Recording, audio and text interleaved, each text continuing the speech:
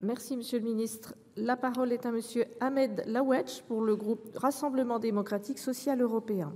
Merci Madame la Présidente, Monsieur le Ministre, chers collègues. Le 25 avril dernier, le Président de la République prononçait un discours à la Sorbonne évoquant la nécessité d'une Europe plus souveraine et plus puissante. Cette ambition affichée intervient dans un contexte de crise majeure qui touche l'ensemble des pays européens. Ces derniers se trouvent à la croisée des défis politiques, économiques, diplomatiques et écologiques qui bouleversent profondément nos sociétés. En outre, la montée des mouvements populistes et eurosceptiques montre une résistance significative à l'intégration européenne. Notre pays a toujours revendiqué un rôle de leader sur la scène européenne. Cependant, sur le plan économique, notamment l'INSEE devrait publier dans les jours qui viennent le chiffre du déficit public français en 2023. Nous savons d'ores et déjà que les résultats sont mauvais, avec un déficit public tournant autour de 5,6 du PIB. Notre pays se trouve désormais en avant-dernière position dans la zone euro, devançant seulement l'Italie. Ces défis économiques auxquels nous faisons face affaiblissent notre position à l'échelle européenne.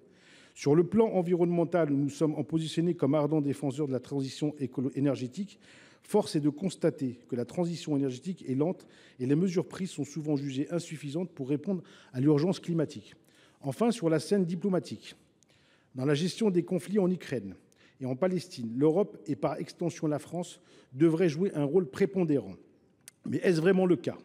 Notre pays n'a pas semblé être à la hauteur de son statut de leader potentiel, laissant planer des doutes sur notre capacité à jouer un rôle majeur dans la diplomatie européenne. Avec les derniers bombardements à Rafah qui ont fait une 50aine de morts, la situation devient urgente et nécessite notre attention immédiate. Il est primordial que l'Europe parle d'une seule voix, sous l'impulsion de notre pays, pour exiger un cessez-le-feu immédiat et la reconnaissance de l'État palestinien, à l'instar de l'Espagne, la Norvège et l'Irlande.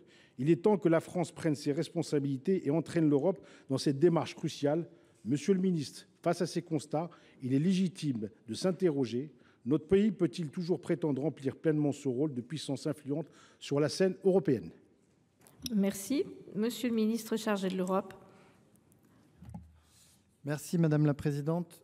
Monsieur le sénateur, sur cette question je dirais, la place géopolitique de l'Europe, de son influence diplomatique, là encore, des progrès ont été réalisés ces 5 dernières années. Je pense notamment à la manière dont l'Union européenne a su s'accorder dès les premiers jours qu'ont suivi la guerre d'agression russe en Ukraine sur la question des sanctions, sur la question du soutien militaire et sur la question du soutien civil.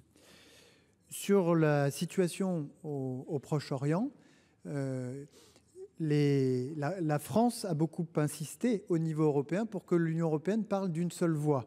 Et lors du Conseil européen du mois de mars, enfin, si je puis dire, les 27 se sont accordés sur une déclaration commune appelant à une trêve immédiate conduisant à un cessez-le-feu durable, appelant à la libération inconditionnelle des otages, à l'acheminement sans entrave de l'aide humanitaire, aux sanctions à l'encontre des dirigeants du Hamas comme à l'encontre des colons extrémistes violents, ainsi qu'à un certain nombre de principes qu'ils sont parvenus à défendre ensemble.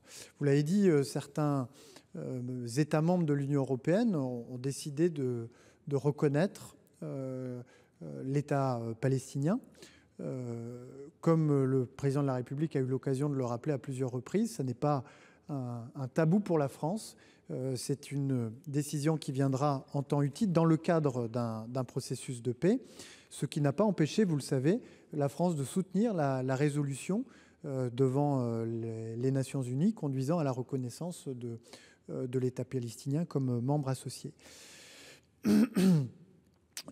L'Europe a clairement des progrès à faire pour s'affirmer comme une puissance diplomatique. Elle a néanmoins considérablement progressé ces dernières années.